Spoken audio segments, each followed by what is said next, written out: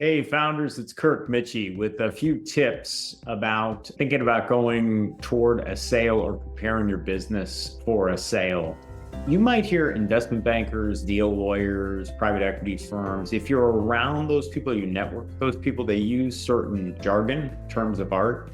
Not to be exclusionary, but it can certainly feel that way when you're talking to them. So one of the things you might hear them refer to as a CIM, which is an acronym for Confidential Information Memorandum, CIM, C-I-M, or a deck or a pitch deck. What that is in a nutshell is once any potential buyer has signed an NDA, a non-disclosure agreement, or a CA, a confidentiality agreement, and hopefully also signed a non-circumvention agreement. The first two things, meaning they can't steal your intellectual property and your unique business practices and information, and the second being that they can't steal your people. But once that's in place, it is customary to present them with a CIM. And the way to think about it is it's the story of your business. The typical way to put it together, or the typical sections of the CIM, are first, kind of what's the business, might include the URL or your website, might include a narrative description on one page of what your business is, might even include like your mission statement or something like that. But first and foremost, it's sort of the introduction to your business. It usually then has a timeline, shows them the progression of the business from start to now.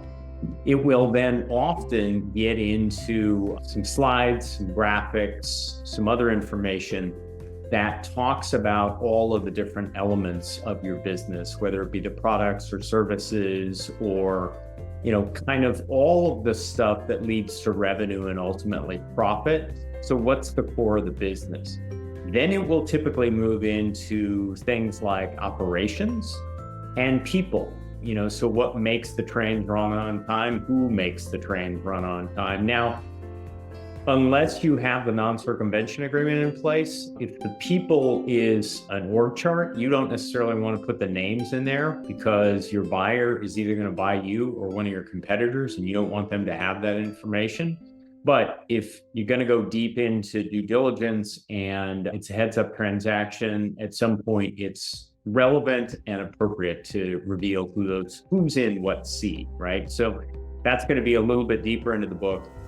And then importantly, you're going to want to highlight growth opportunities. Are there adjacent product and service areas that you're moving into or that you've started to move into? Are there adjacent geographies that you've started to move into or going into? Because you want to be able to show your buyer that, listen, my transferable economics, which are fantastic, and I'm going to tell you about in a minute, are great, but you can make my business 3 times as big, 5 times as big, 100 times as big, depending on the buyer's plans, their distribution, their capital, their relationships, their plan for building your business, right? So you want to show them the growth opportunities because you want to give them kind of the trail of breadcrumbs that get back to, kind of where they want to be, and to kind of initialize and maybe light fire to some of their own thoughts about that. And then lastly, or usually lastly, is the financials. That'll be, either the trailing 12 months of EBITDA and a current balance sheet. EBITDA, remember, is earnings before interest, taxes, depreciation, amortization. It's the way deal people talk about the transferable economics or cash flow of a business, right? So you're going to have that in there. You might have a forecast, a pro forma of what you think is going to happen. There are reasons to be kind of careful about that, but they might request it. And if your transaction advisors counsel you to put it in there, go ahead and do it. Just be thoughtful about it. The financials are usually the back part of the book. And then of course, kind of the actual back page is probably contact information, either for you or for your transaction advisor. So that's what a CIM is. That's what a pitch deck is. That's what a deck is. That's a company presentation.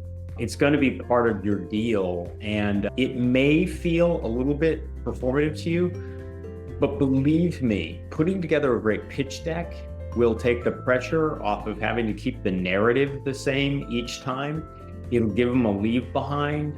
And, quite frankly, it's a critical piece of telling your story and making sure that the story sticks with your potential buyers. We'll be back with more soon. Thanks.